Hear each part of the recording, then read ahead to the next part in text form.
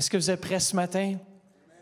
Ce matin, on parle, je voulais vous partager comment appliquer la prière sur vos vies et comment avoir une prière efficace. Et ce matin, je vais partager 7 clés pour avoir une prière efficace. Qui voudrait avoir une prière efficace et puissante? Comment chacun de nous, on cherche l'intimité. Moi, je me rappellerai toujours un jour, j'étais ici à Blackburn Hamlet où j'habitais avant, et puis je suis descendu dans mon sol prier, et puis tout à coup, j'étais en train de prier comme tous les jours. Et puis tout à coup, j'ai senti la présence de Dieu tellement forte. J'ai senti de l'électricité, les murs auraient pu tomber. Et c'était la présence tangible de Jésus qui venait. Et puis il plaçait devant moi comme une table. Et puis là, je sortais tous les versets sur les tables et il met devant moi une table, ma coupe déborde, le bonheur, la grâce m'accompagnent. Là, je commençais à dire « Wow, Seigneur, c'est puissant ». Et il me dit « Mange ». Et c'est comme si tout à coup, j'ai vu qu'il y avait des gros raisins. Pas des raisins tout petits, là, des beaux gros raisins succulents. Et puis c'est comme s'il disait, j'aime passer du temps avec toi, j'aime que tu sois dans ma présence. Et moi aussi, j'étais tellement marqué par cet événement. Et c'est comme si Dieu, il y a Jesse Duplantis qui un jour a eu une vision du ciel. Et pour rentrer dans la présence de Dieu, on devait lui donner des fruits. Il y a un ange qui dit, mange cela parce que tu ne pourras pas tenir dans la présence de Dieu, tellement c'est fort, tellement c'est puissant. Et moi, je crois que Dieu va nous équiper pendant ce mois. Le Seigneur m'a dit qu'il y en a qui cherchent l'intimité avec Dieu. Et c'est comme si Dieu m'a dit qu'il va le débloquer. Votre intimité va débloquer avec Dieu. Vous allez à un autre niveau. Parce qu'on ne peut pas vivre la vie chrétienne dans la religiosité, puis juste marcher, puis pas avoir de relation avec Dieu. Moi, j'ai dit, je ne veux pas rejoindre une religion. Je veux avoir une relation avec un Dieu vivant. Et il est vivant, et il agit, il est dans ce lieu. La semaine passée, j'ai dit comme quoi que la religion complique la prière. La religion veut compliquer à un tel point qu'on dit « Ah non, c'est un fardeau, pas un autre fardeau. » Parce que souvent, on approche la prière comme une tâche, comme un devoir. Mais Christ ne veut pas qu'on puisse l'approcher comme un devoir. C'est comme si tu approchais ta femme, tu dis « Man, c'est un devoir t'aimer. » Même si des fois, ça prend de l'énergie, ça prend de ton temps. Mais Dieu veut qu'on passe ce temps-là aussi avec lui. Il veut qu'on investisse. Si on n'investit pas dans une relation, la relation va mourir. Mais moi, je crois vraiment que la prière, comme j'ai mentionné dimanche passé, c'est aussi simple que respirer. Il ne faut pas compliquer les choses. Tu viens devant Dieu tel que tu es. Tel que vous êtes ce matin, vous pouvez venir devant lui et avoir une prière efficace. Et ce matin, je voulais juste partager sur les 7 clés pour une prière puissante. Et la première chose, c'est l'obéissance à Dieu. Et je veux faire un parallèle, entre autres, avec certains points d'un soldat. Et comment est-ce qu'un soldat doit être obéissant jusqu'à la mort? Ils sont entraînés dans le camp d'entraînement. Combien de vous ici, vous avez fait le bootcamp du centre réveil? Levez votre main. Oui, c'est lorsqu'on te demande de faire des push-ups pour lesquels tu ne méritais pas. Tu sais, c'est celui en avant de toi qui ne lâche pas de faire les erreurs, de tourner quand il ne doit pas tourner. Tu es comme, veux-tu s'arrêter de tourner quand tu n'es pas supposé? Car on fait toutes des push-ups à cause de toi. Et c'est là de faire ce qui ne nous plaît pas des fois pour être obéissant. Et c'est la même chose dans l'armée. Lorsqu'on va demander à un soldat, tu prends cette colline. Ce n'est pas le temps d'hésiter et d'avoir une opinion. Des fois, tu dois juste foncer. Même si c'est des gens qui tombent à droite et à gauche, le soldat, il est appris, on obéit au commandement, on fait ce qu'il nous a demandé de faire, même si c'est difficile. Et parfois, Dieu va venir dans nos vies, va nous demander de faire quelque chose, et l'obéissance va exiger quelque chose, parfois, qui peut être difficile. Peut-être que Dieu va demander pardon à ton frère avec qui tu t'es chicané la semaine passée, et va lui dire que tu l'aimes pareil. Oh, ça, c'est pas toujours évident. Mais lorsque Dieu va te demander de faire quelque chose, moi, je crois vraiment qu'on doit être prêt à tout faire, à poser ce qu'on doit faire et dire, Seigneur, me voici à ton service. Combien d'entre vous, vous êtes prêts à dire, Seigneur, me voici à ton service? Si on veut avoir une prière efficace, on doit obéir à Dieu. Lorsqu'il va nous demander de faire une telle ou telle chose, d'être obéissant à lui. Dans 1 Jean, chapitre 3, verset 24, ça nous dit, « Celui qui obéit à ses commandements demeure en Dieu, et Dieu demeure quoi? En lui. C'est ça la communion. On demeure en lui et il demeure en nous. C'est ça la communion avec Dieu. Et comment reconnaissons-nous qu'il demeure en nous? À la présence dans nos cœurs de l'Esprit qu'il nous a donné.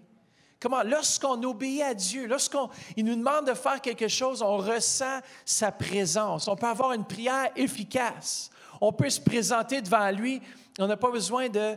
C'est comme si parfois, imaginez-vous, vous présentez devant votre Père terrestre. Et puis vous avez demandé de faire quelque chose, puis vous ne l'avez pas fait. Et puis là, vous dites, bien, j'aimerais ça faire quelque chose d'autre. Oui, mais va faire ce que je t'ai demandé avant, après ça, on verra. Comprenez, papa? Y a-t-il des papas ici dans ce lieu? Oui, je suis le seul père ici. Non, il y a des papas ici dans ce lieu. Oh, des fois, c'est pas évident hein, de faire obéir nos enfants. Des fois, Dieu nous regarde comme ça. Pourquoi? Parce que notre Père céleste connaît mieux. Il faut faire confiance à Dieu. C'est une question de confiance. Si je t'obéis, c'est parce que je te fais confiance. Et si on fait confiance à Dieu, on va lui soumettre notre volonté. On va lui soumettre tout ce que nous sommes. Pourquoi? Parce que Dieu veut nous donner des jours remplis de bonheur et des années dans la joie. Selon Job 36, 11, ceux qui écoutent et se soumettent, ils finissent leur jour. Ce n'est pas comment tu commences la course, c'est comment tu as fini. Et si on est obéissant à lui et on se soumet, on finit nos jours dans le bonheur, dites bonheur, et nos années dans la joie. Qui manque de joie ici ce matin? Bon, il n'y a pas de mains qui se sont levées. Mais peut-être qu'on doit soumettre notre volonté à la sienne afin qu'on puisse avoir la victoire. Amen. Deuxièmement, ce matin, pas de compromis. Pas de compromis. Dieu a promis dans sa parole qu'il entendra nos prières si nous cherchons à être fidèles dans notre démarche avec lui. Il ne faut pas qu'il y ait des compromis. L'homme juste ne fait pas de compromis. L'homme juste cherche toujours à faire ce qui est juste. Ne va pas passer à côté. Ça veut dire que si tu dois soumettre ta taxe, tu dis « Ah, je ne veux pas essayer de faire un compromis puis de mettre une telle dépense qui n'a jamais eu lieu pour réduire mes taxes. » Non, l'homme juste va faire ce qui est juste. Il n'y aura pas de compromis dans sa vie. Même si tous les hommes d'affaires disent « Bien, tu devrais parce que tu vas sauver beaucoup d'argent. » Alors ça, c'est un compromis. Des fois, on se demande pourquoi que Dieu ne nous répond pas. Parce qu'on permet certains compromis dans nos vies. Et un soldat qui a des compromis ne va pas aller loin. Il ne faut pas avoir de compromis. Le Seigneur dit dans Proverbe 15, 29, ça nous dit « Le Seigneur s'éloigne des méchants, mais il entend la prière des justes. » Juste, c'est un homme qui n'a pas de compromis dans son cœur, qui est prêt à obéir à Dieu, numéro un, et prêt à faire ce que Dieu lui demande de faire. Et puis même si cela, c'est difficile. Vous savez, de faire toujours ce qui est juste est difficile, surtout dans le monde dans lequel on vit, n'est-ce pas? Au travail, avec votre patron, si vous voulez tricher les heures, oh, mais quand même, là, tu sais, petit 15 minutes ici, petit 15 minutes là, c'est pas grave. Ça, c'est voler. C'est dire, non, bien, je vole mon patron. Alors, il ne faut pas avoir de compromis. Est-ce que vous êtes là avec moi ce matin? Pas de compromis ce matin. Troisièmement, la persévérance dans la prière.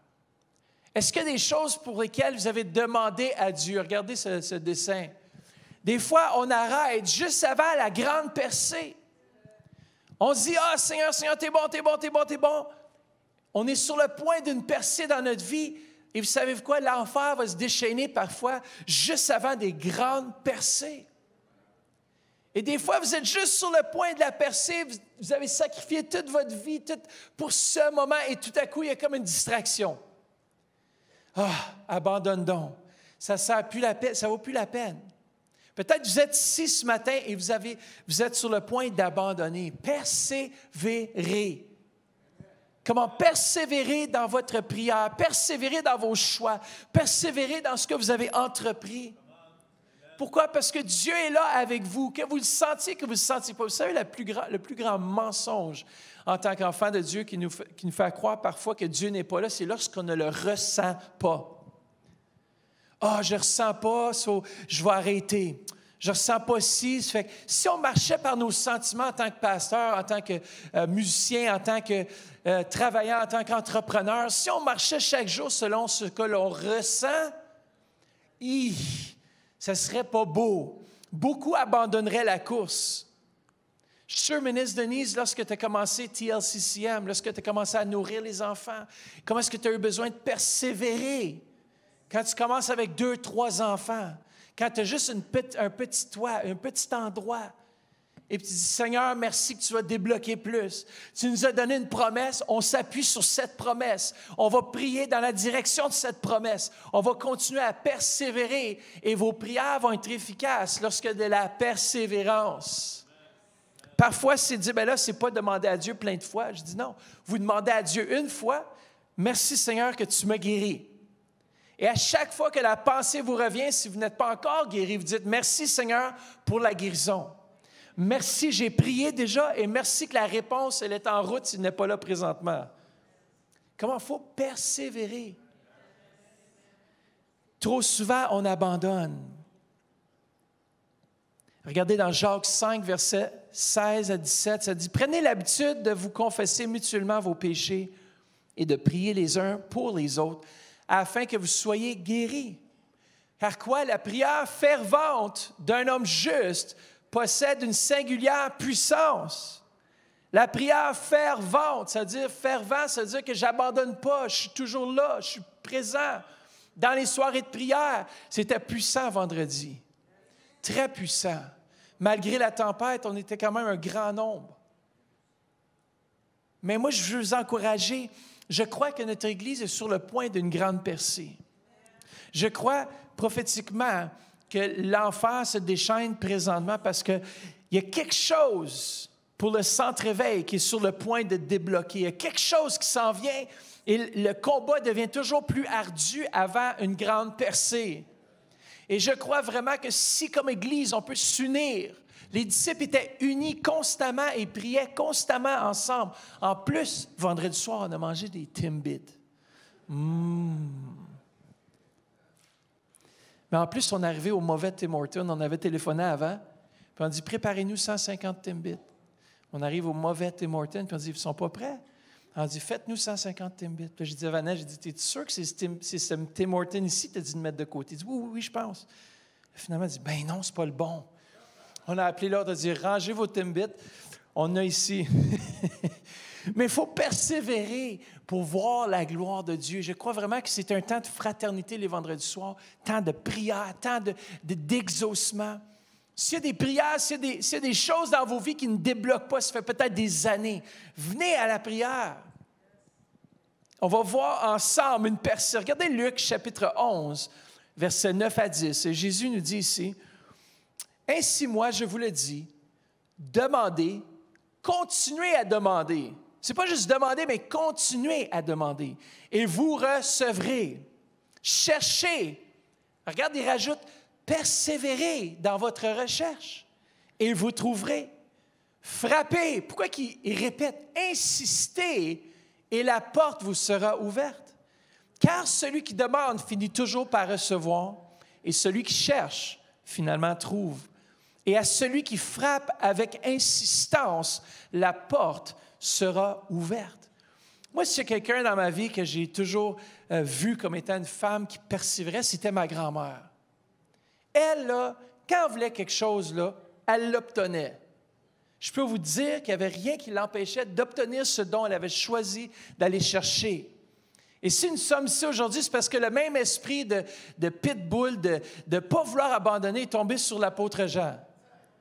Puis ce même esprit-là est tombé sur moi, de ne pas abandonner. Moi, je ne suis pas quelqu'un qui abandonne la course. Je voulais toujours être premier partout dans tout ce que je faisais. Et je n'abandonne jamais la course. Dans la compétition, c'est terrible. Mais là, j'ai appris avec le Seigneur, puis avec le salut, puis tout ça, d'être un bon aussi perdant des fois. Mais je me rappellerai quand je jouais au tennis avec mon père, puis mon père, il avait toujours ces serves là, incroyables là, qui arrivaient à comme 80 km/h. Puis c'était toute une balle courbe là, qui... Puis là, je n'arrivais pas à la toucher, puis je me rappellerai, je lançais ma raquette. Mais c'est ça, des fois, on peut être mauvais. Là, j'étais jeune, hein? J'avais comme environ 15-16 ans. Mais il faut persévérer, il faut continuer, même lorsqu'on perd. Il faut continuer à se relever, dire non, je ne veux pas abandonner la course. Et Vanessa, j'aimerais ça que tu puisses venir juste témoigner. Elle m'a raconté un témoignage incroyable de la persévérance dans la prière. Et puis vous allez comprendre pourquoi.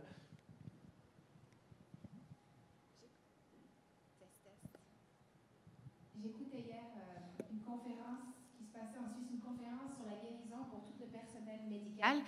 Et puis, il y avait le médecin Dr. Chauncey Crandall, qui est cardiologue reconnu, qui enseigne à l'université de Yale aux États-Unis et qui est pratiquant à Palm Beach, en Floride. Donc, un monsieur d'un calibre au niveau médical qui témoignait de sa foi sur son lieu de travail. Imaginez-vous donc qu'il était en train de remplir des notes médicales dans son bureau et tout d'un coup, dans les haut-parleurs, il a entendu qu'il y avait un code bleu. C'était quelqu'un qui avait fait un infarctus, donc une attaque de cœur et que c'était massif.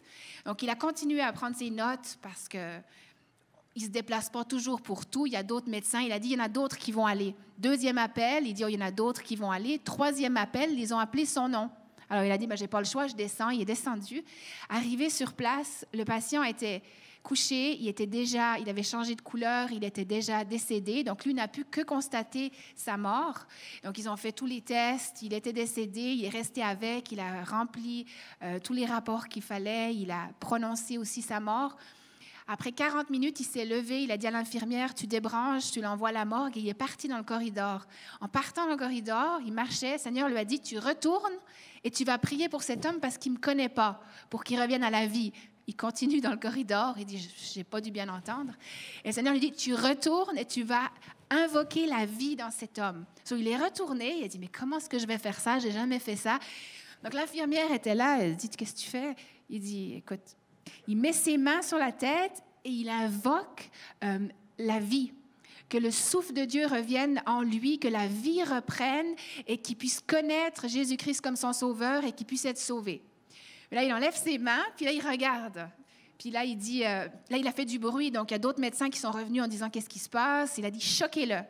Puis il dit, mais écoute, ça fait 40 minutes, tu as déjà rempli les rapports, il est décédé. Il dit, non, choquez-le une dernière fois. Il le choque une dernière fois. Bip! Il y a tout d'un coup eu un son, une pulsation forte, cardiaque, qui est restée forte jusqu'à ce jour. Il est revenu. Et puis là, ils l'ont transféré aux soins intensifs pour 3 jours. Et puis là, il disait, dans les quelques minutes, il a passé d'une couleur noire à grise, à rose. Puis la chose incroyable, c'est que les mains ont commencé à se tordre, les pieds ont commencé à se tordre, et puis tout d'un coup, tout son abdomen est rentré, puis il a expulsé comme de l'air. Je pense qu'il a expulsé l'esprit de mort aussi, puis il a pris un grand souffle. 3 jours dans les soins intensifs, le médecin est redescendu le voir, et là, il a ouvert les yeux, le patient a ouvert les yeux, puis il a dit, je suis tellement déçu. Il était tout perturbé, il disait, je suis parti, j'étais comme enlacé, j'étais comme enchaînée, puis on m'a jeté comme dans le fin fond, il disait la poubelle, là, en anglais, garbage. Je me suis sentie comme complètement délaissée, je tombais. Et puis, il était vraiment perdu jusqu'à temps qu'il soit ramené. Et puis, le médecin, il a dit, tu t'es perdu parce que tu t'en allais en enfer. Il dit, oui, mais j'ai compris. Qu'est-ce que je peux faire pour changer ma destinée? Donc, il a dit, tu peux accepter Jésus. Il a dit, je l'accepte. Il a fait la prière de repentance sur place. Il est rendu à ce point-là, tu changes d'idée, là. Il a fait la prière de repentance. Il a donné sa vie à Jésus. Et puis, le médecin, vous comprenez, avec une histoire comme ça, rentre à la maison. Il avait un rendez-vous avec son comptable le soir. Puis c'est là, l'histoire est incroyable. C'est qu'il raconte ça à son comptable, le comptable raconte ça à sa femme, qui raconte ça à sa collègue de collège, et la collègue au collège tombe à genoux en pleurant, et elle dit, c'est mon ex-mari, ça fait 20 ans que je prie pour lui. Wow. Donc, elle savait qu'il avait une complication, mais elle n'a pas tout su l'histoire, mais elle a dit, ça fait 20 ans que je prie pour son âme. Wow. Donc, vous imaginez, le Seigneur ne l'a pas laissé mourir parce qu'il y avait une femme fidèle qui priait pour lui. Yes, come on. La persévérance dans la prière. Et pour aller avec ça, tournez avec moi dans Luc chapitre 18, versets 1 à 8, où vous pouvez noter le passage. Et Jésus raconte une parabole ici à ses disciples. Et à partir du verset 1, il dit, « Pour montrer qu'il est nécessaire de prier constamment, sans jamais se décourager. » Dites « décourager. » Jésus raconta à ses disciples la parabole suivante. Dans une certaine ville, il y avait un juge qui ne révérait pas Dieu et n'avait égard pour personne. Un juge qui a égard pour personne, c'est difficile quand tu te présentes devant lui. Verset 3, « Il y avait aussi dans cette même ville une veuve qui venait constamment le trouver pour lui dire, « Défends mon droit contre celui qui m'attaque. » Pendant longtemps, il s'y refusa. Mais à la longue, il finit par se dire, « J'ai beau ne pas révérer Dieu et me moquer de ce que peuvent penser les hommes. Cette veuve m'ennuie quand même. » Vous savez, là, le genre de personne là, qui ne te lâche pas, c'est presque fatigant. Voilà, on a trouvé une veuve qui était fatigante. « C'est pourquoi je vais défendre son droit pour qu'elle ne vienne pas sans cesse me casser les oreilles. » Le Seigneur ajouta, « Notez bien comment ce mauvais juge a réagi. Alors, pouvons-nous supposer que Dieu ne défendra pas le droit de ceux qu'il a choisis et qui crient à lui jour et nuit, même s'il tarde à les écouter et à leur venir en aide? Moi, je vous dis que c'est par une intervention soudaine. » Dites soudaine. Comment Dieu va intervenir de façon soudaine?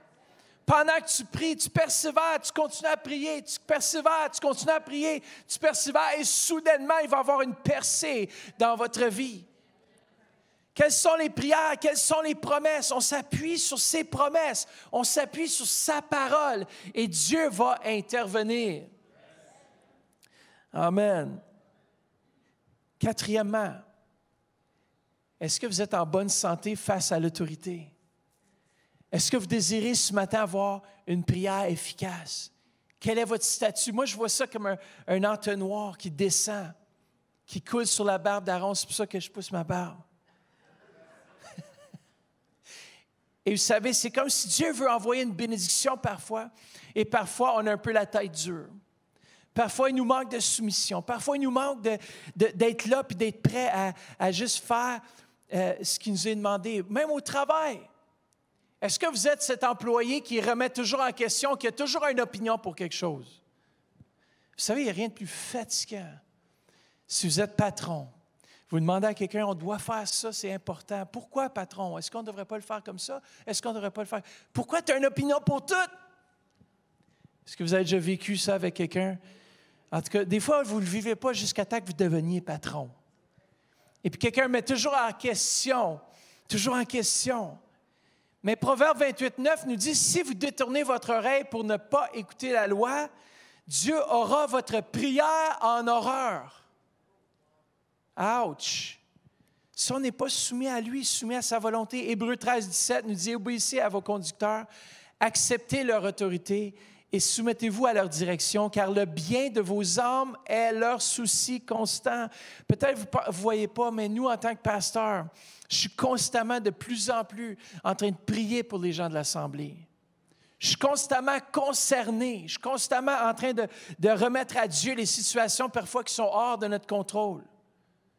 Et des fois, on doit dire, « Seigneur, toi, tu interviens. J'ai tout fait ce que j'ai pu. Maintenant, c'est à toi de faire ton travail. Saint-Esprit, fais-le. » Mais combien de fois c'est difficile parce que les gens ne se soucient pas. Ils veillent sur vous puisqu'ils devront un jour en rendre compte à Dieu. Voilà pourquoi c'est important qu'ils puissent s'acquitter de leurs tâches avec joie et non pas dans la tristesse et la peine, ce qui ne vous serait d'aucun avantage. Et j'aime bien ici l'apôtre Paul, dans 2 Corinthiens 1, 23, 24, il est en train vraiment d'avoir un échange peut-être échauffé avec les Corinthiens. Et puis là, il disait, « Écoute, là, tu vas-tu arrêter de nous dire quoi faire? Je ne sais pas quelle était exactement la situation, mais ça chauffait. Des fois, ça chauffe. Hein? Des fois, ça chauffe. Non, ça ne chauffe jamais pour vous? Oh yeah, ça chauffe. Pourquoi donc ne suis-je pas encore revenu à Corinthe? Pourquoi ai-je renoncé à ma visite? » Il leur pose la question. « Parce que je voulais vous ménager. » L'apôtre Paul se connaissait. Il dit, si je vais là-bas, ça va chauffer encore plus. Il dit, soyez contents que je veux vous ménager. Mais c'est correct. Dieu connaît mon cœur.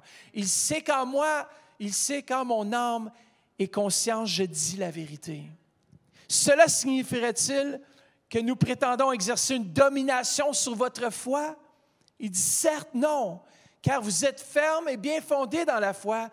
Tout ce que nous désirons, c'est contribuer à votre joie. Vous savez, on veut contribuer à votre joie. On veut que chaque personne dans ce lieu puisse grandir, puisse maturer, puisse avancer dans l'appel que Dieu a sur leur vie. Et c'est notre souci principal, afin qu'on puisse former des disciples et puis les envoyer. Vous savez, vous portez quelque chose de tellement précieux que des fois, le diamant a besoin d'être poli un petit peu afin qu'on puisse voir le diamant briller. Vous avez quelque chose du cœur de Dieu. Est-ce que vous saviez ça? Il y a quelque chose en vous que Dieu a placé, qu'il a seulement placé en vous. Et nous, notre travail, c'est de le faire briller encore plus. Amen. Come on.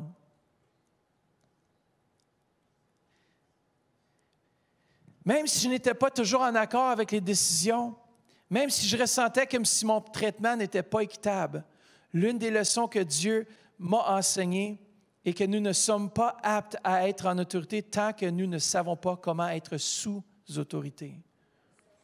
Dieu va nous promouvoir au bon moment si nous conservons une bonne attitude pendant des périodes difficiles. Vous savez que la soumission n'est pas un acte que nous posons, mais une attitude que nous devrions avoir. Yes, comment ça parle pas fort. Moi, je me rappelle, vous savez, tu sais, quand tu te fais arrêter par la police en cause que tu vas trop vite. C'était pas ce matin, là, mais je veux juste dire, tu sais, quand tu te fais arrêter, comme tu sais que tu étais dans l'erreur, là tu te tournes et tu essaies d'être gentil avec le policier. Tu dis, si je suis gentil avec lui, il va peut-être pas me donner une contravention. Mais tu sais que tu as enfreint la loi. Tu sais que tu as fait des choses qui n'étaient pas correctes. Et là, tu fais le piteux. Des fois, je suis comme, excusez, officier, j'accepte que j'allais sûrement vite. Il dit, c'est bien, faites juste me donner vos papiers. Je dis, oui. Il est gentil aujourd'hui, il ne va peut-être pas me donner de billets. Puis il revient à l'auto et dit, voici, monsieur, voici vos permis de conduire, voici, vu que vous avez passé la limite, $300. Merci, monsieur, merci. Vous faites un tellement bon travail. Merci d'être conscient de ceux qui font la vitesse pour protéger ceux qui sont... Combien de vous... Écoutez, je l'ai fait, mais je n'ai pas le choix. Je sais que j'enfreins la loi, ça fait que je dois payer la conséquence. Yes. Vous savez, là, quand vous faites vos commissions, puis vous poussez le panier, puis ça dit panier ici avec une flèche. Puis tu dis, tu amènes tes commissions, tu les mets dans la voiture, puis tu pousses ton panier dans le stationnement. Il y a une raison pourquoi ils veulent les paniers à la même place. Moi, il n'y a rien qui m'insulte plus quand on a trouvé des paniers ici, dans un magasin qui était super loin. Tu es comme, franchement. Ou si la seule espace de stationnement disponible est un espace pour personnes handicapées et que vous n'êtes pas handicapé, vous ne pouvez pas stationner là. Ça, c'est désobéir à la loi. Come on. L'as-tu déjà fait? Cinquièmement, focaliser sur les autres. Tellement on est concentré sur notre propre chose, notre propre truc, notre propre succès. Vous savez, on vit dans une génération où est-ce que c'est à propos de moi. On devient Dieu. On a appris à la conférence de Bethel et comment est-ce que la nouvelle génération, c'est beaucoup centré sur moi. Qu'est-ce que ça peut me rapporter à moi? Qu'est-ce que je peux faire pour moi? Comment est-ce que je peux... Et puis c'est ça qui est important pour nous en tant qu'enfants de Dieu, de dire qu'est-ce que je peux faire pour l'autre? Qu'est-ce que je peux faire, jeune génération? Qu'est-ce que je peux faire pour l'autre? Comment est-ce que je peux servir l'autre? Comment je peux prier pour l'autre? Comment je peux encourager mon voisin? Comment je peux prier pour mon ennemi? Ça, c'est une chose difficile à faire. Dieu nous demande de prier pour ceux qui sont en autorité, de prier pour ceux qui nous maltraitent, des aimer. Comment ça, c'est de démontrer de l'amour inconditionnel? Ce membre de la famille qui t'énerve, là. Oui, lui. Dieu te demande de prier pour lui. Oh, c'est une autre histoire, ça. C'est le fun lorsque tout le monde s'entend bien avec nous, mais c'est avec ceux avec qui on ne s'entend pas. Dieu nous demande de prier, de focaliser sur eux. Et il va voir votre prière va être de plus en plus puissante à la mesure qu'elle n'est pas concentrée sur vous-même. Parce que lorsqu'on commence à prier pour les autres, il dit, vu que tu prends soin, tu pries pour les autres, voilà, je vais répondre à tes besoins maintenant. Ésaïe 58, le prophète Ésaïe nous dit dans Ésaïe 58, versets 6 à 9, « Voici le genre de jeûne que je préconise. Détacher les chaînes dues à la méchanceté, dénouer les liens de l'esclavage, renvoyer libres ceux qu'on maltraite, mettez fin aux contraintes de toutes sortes. Partage ton pain avec celui qui a faim et fais entrer chez toi les pauvres sans foyer. Quand tu vois un homme nu, couvre-le. Ne cherche pas à éviter celui qui est fait de la même chair que toi. Alors, quoi? Ta lumière jaillira comme l'aurore et ta restauration progressera, quoi? Rapidement. Ta justice marchera devant toi et la gloire de l'Éternel sera ton arrière-garde. Verset 9, j'aime beaucoup, c'est « Alors tu appelleras et l'Éternel, quoi? Répondra. Tu crieras et il dira, me voici. » Wow! Si on prend soin des autres, si on est concerné par les autres, si on met le nous de côté pour un instant, faites-vous une liste dans vos temps de prière que Dieu va vous mettre à cœur de prier pour telle personne. Et Dieu va faire quelque chose dans votre vie à la mesure que vous la concentrez sur les autres. Avant-dernier point ce matin, 6e point, c'est de pardonner. Combien de personnes vous ont maltraité? Combien de personnes vous ont peut-être dit des bêtises? Combien de personnes que vous avez peut-être gardé de la rancune dans votre cœur? Vous avez quelque chose. Même les disciples avaient de la peine à pardonner parce que dans Matthieu 18, 21, Pierre s'approche de Jésus et lui demande, « Seigneur, si mon frère ne cesse de pécher contre moi, combien de fois devrais-je lui pardonner? Irai jusqu'à 7 fois? » Il dit, « Oui, 7 fois 70 fois. » Ça, c'est jusqu'à temps que ça ne te fasse plus rien, que tu relâches dans ton cœur ce que la personne t'a fait. Ça veut dire que si quelqu'un te fait du mal et que tu ressens une colère ou une douleur, c'est que cette colère ou cette douleur, je dis non, Seigneur Jésus, je relâche cette personne. À chaque fois, vous y pensez. Puis c'est une chose de dire, ah, je m'excuse, chérie, si je t'ai fait quelque chose, je te pardonne. Et puis là, je m'en vais, et puis là, j'y pense, vraiment, là, je pense vraiment qu'elle m'a maltraité. Hein? Combien de fois ça vous arrive? Non, là, dans le nom, je pardonne, je relâche. Encore une fois.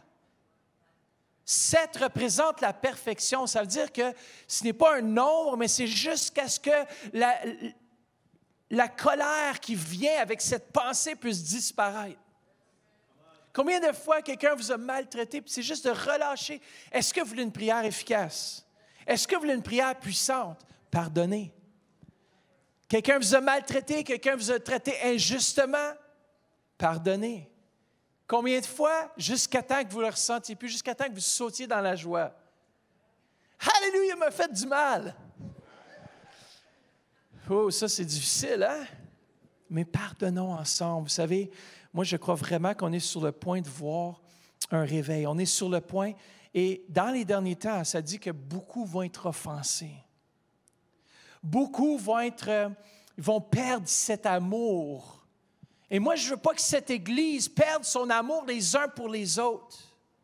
Qu'on commence à se regarder, qu'on commence à se pointer du doigt, qu'on commence à dire « Hey, toi, là, tu n'es pas aussi bon que tu penses. » Commencez à dire des choses négatives, critiquer, commencez à ne pas pardonner. Souvent, on est offensé.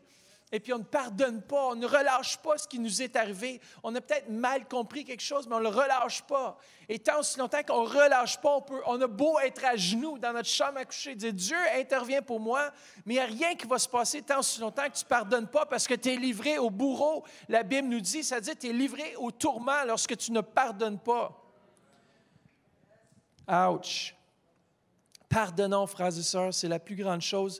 Christ nous a montré la voie par excellence. Lorsqu'il était à la croix, il dit « Père, pardonne-leur, ils ne savent pas ce qu'ils font. » Si quelqu'un vous a traité injustement, si quelqu'un vous a fait quelque chose qu'il ne savait pas, moi, j'aime le réinterpréter du sens qu'il ne savait pas ce qu'il faisait. Comme Jésus l'a fait. Il nous a pardonné de tellement de choses. Aujourd'hui, je peux pardonner 7e chose, puis je termine avec ça, l'espérance. Moi, là, je place mon espoir en lui, dans sa parole.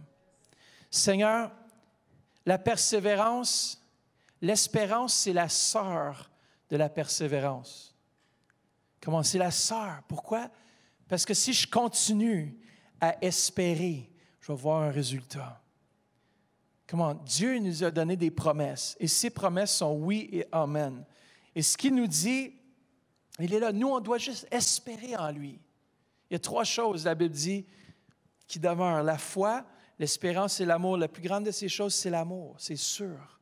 Mais souvent, on oublie que l'espérance, c'est quand même un élément important dans la vie de l'enfant de Dieu. Moi, je veux espérer. Il n'a jamais dit que ce n'était pas important. Il a dit ces 3 choses-là demeurent. La foi, l'espérance. L'espérance, c'est de croire malgré tout. C'est de croire que même si les choses ne vont pas dans la direction que tu veux, tu peux quand même espérer. Tu peux quand même t'appuyer. Tu peux quand même dire, Seigneur, tu es fidèle. Même quand tu ne ressens rien. Vous savez, le plus grand mensonge pour l'enfant de Dieu, c'est le sentiment. Je dois le ressentir avant que ça soit réel. Il y a plusieurs fois dans ma vie chrétienne, je n'ai jamais rien ressenti quand je m'ai levé pour prier le matin, sauf la fatigue puis la courbature. Et tout à coup, les promesses de Dieu sont réelles. Il dit, quand tu viens devant moi, je suis là. Il faut croire que Dieu existe et qu'il rémunère ceux qui le cherchent. Et moi, je m'appuie sur ces promesses que quand je me présente les vendredis soirs à la prière, Dieu a dit, si on le cherche avec insistance, si on crie vers lui, il va entendre notre voix.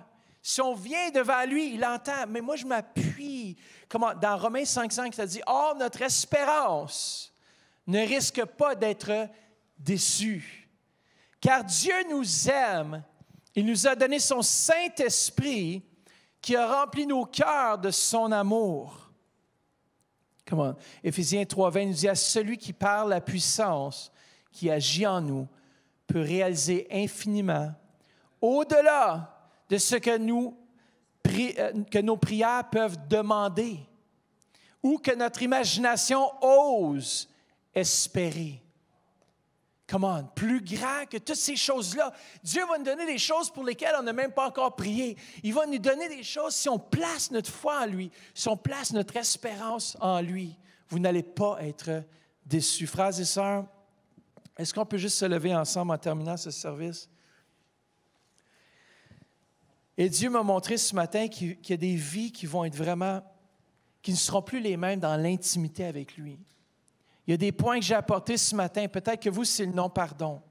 Peut-être vous, c'est l'obéissance. Il y a quelque chose que vous devez abandonner à Dieu, quelque chose que vous devez suivre, la direction du Saint-Esprit, mais vous refusez. Mais Dieu veut changer ça. Il veut qu'aujourd'hui même, ce soit un nouveau départ. Quelles sont les choses qui nous empêchent aujourd'hui d'entrer dans la plénitude d'une relation intime avec lui?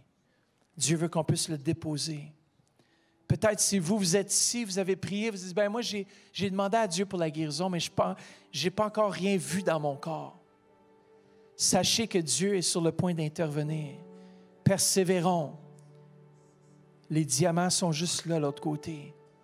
Continuons à frapper et on va trouver. Placez votre espoir en lui. Je demande une fois, après ça, je continue à remercier Dieu. Je dis, merci Dieu que tu es fidèle. Merci Dieu, j'ai demandé. Au moment où j'ai demandé, Père, tu as répondu. Ça, c'est la foi. Et Père, je place mon espérance en toi. Et mon espérance n'est pas déçue ce matin. Comment peut-être qu'il y en a qui ont dit, mais moi, j'ai été déçu par le Seigneur. Non, il ne peut pas nous décevoir. Ses promesses sont vraies. C'est un mensonge de l'ennemi. Il y a quelqu'un ici qui dit, moi, Dieu m'a déçu. C'est parce que vous ne connaissez pas la bonté de Dieu. Mais Dieu veut venir intervenir présentement, que vous puissiez remettre cette déception, que vous puissiez mettre ce découragement, que vous puissiez dire, Seigneur, prends-le. Les hommes vont vous décevoir, mais Dieu ne peut jamais vous décevoir. Oui, on vit dans un monde où il y a la maladie, où il y a toutes sortes de choses, mais sachez que Dieu a la victoire. à la croix, il a eu la victoire pour nous. Et on peut s'emparer, on peut s'accaparer de ses promesses. Et moi, je prie pour tous ceux et celles qui sont malades ce matin, ceux qui nous regardent par le biais d'Internet. Peut-être que vous êtes branchés ce matin à la radio. Et dites, moi, je souffre, je suis rempli de cancer. Mais si ça ne vous appartient pas, au nom de Jésus, on commande à toute forme de cancer de disparaître de ces corps maintenant, au nom de Jésus-Christ. Il y a une personne ici qui souffre dans son corps, soit de fibrome ou de cancer. Vous avez été voir le médecin, vous n'avez pas eu une bonne nouvelle. Mais venez ce matin, avancez-vous. Si c'est vous, vous avez besoin de guérison ce matin, on va vous donner l'occasion de placer votre espérance dans sa parole. Mais juste avant, est-ce qu'il y a des gens ici qui n'ont peut-être jamais placé leur foi en Jésus-Christ, qui n'ont jamais accepté Jésus dans leur cœur comme leur Seigneur, leur Sauveur? Faites juste lever la main et dites, moi, je suis ici dans ce lieu, mais je n'ai jamais fait de Jésus mon Seigneur, mon Sauveur. Faites juste faire signe avec la main et on va prier avec vous ce matin. Est-ce qu'il y a quelqu'un dans ce lieu? Tout le monde est sauvé. Est-ce qu'il y a quelqu'un qui dirait, moi, j'ai besoin de Jésus? Faites juste lever la main et dire, moi, Pasteur Matt, j'ai besoin de Jésus dans ma vie. Le Seigneur va intervenir, veut faire quelque chose d'incroyable avec vous. À la maison, par Internet, la radio. On va prier avec vous aussi ce matin. Est-ce qu'il y a quelqu'un qui serait assez homme ou femme qui dirait, moi, j'ai besoin de Jésus? Comment c'est le plus beau cadeau qu'on ne peut pas vous donner ce matin? Yes. Faites juste fermer vos yeux quelques instants. On va juste demander à Dieu, Saint-Esprit. On va juste répéter cette prière avec moi et ceux qui sont en ligne, peut-être qu'ils nous regardent en différé. Dites, Seigneur Jésus, je viens devant toi pour te demander pardon pour tous mes péchés. Viens dans mon cœur. Viens dans ma vie. Je te confesse maintenant comme le Seigneur et le Sauveur de ma vie. Merci, Père, que je suis en toi et que tu es en moi. Maintenant, merci, Seigneur. Si vous avez fait cette prière, venez nous visiter au Centre Éveil 1080 rue Saint-Pierre à Orléans. Ça nous fait plaisir. On a un service à 9h et 11h les dimanches, 19h30. Visitez notre site web centreéveil.com pour plus de détails. Si vous êtes ici dans ce lieu présentement et que vous avez besoin de prière, avancez-vous. Notre équipe pastorale est ici, les anciens sont ici, et on va placer notre foi en Dieu, que peu importe c'est quoi, peut-être que c'est le non-pardon. Ce matin, c'est le temps de vous avancer, de dire, Seigneur, je relâche cette personne, je relâche telle situation. Il y a eu un problème, peu importe. Dites, Seigneur, je relâche cette personne. Peut-être pendant qu'on chante ce chant, s'il y en a qui ont besoin de prière, sinon on vous accueille, si vous êtes nouveau parmi nous, on aimerait prendre un temps pour vous rencontrer dans la chambre haute. Puis je vais vous diriger en haut et puis on va voir quelqu'un là qui va vous accueillir. On aimerait vous rencontrer. Sinon, Père, merci pour cette assemblée. Et juste pour quelques instants, le Seigneur m'a vraiment montré qu'il était pour augmenter votre intimité. Peut-être qu'il va vous réveiller le matin. Il y a quelque chose qui va se passer. Notre vie ne peut pas demeurer la même dans l'intimité avec lui. Père, merci Seigneur que tu répands ton Saint-Esprit sur chaque personne dans ce lieu. Et que Père, tu puisses les réveiller, Seigneur Jésus. Père, qu'on puisse être éveillé à un temps de prière, d'intimité, de partage avec toi, Seigneur. Merci pour chaque personne qui est dans ce lieu. Que leur intimité puisse grandir. Ceux qui sont en ligne aussi, recevez dans le nom de Jésus une augmentation, un désir qui vient de lui. Merci Seigneur. Amen. Soyez bénis ce matin. On vous aime. Comme on dit, ceux qui ont besoin de prière, avancez-vous. On veut prier avec vous. Amen.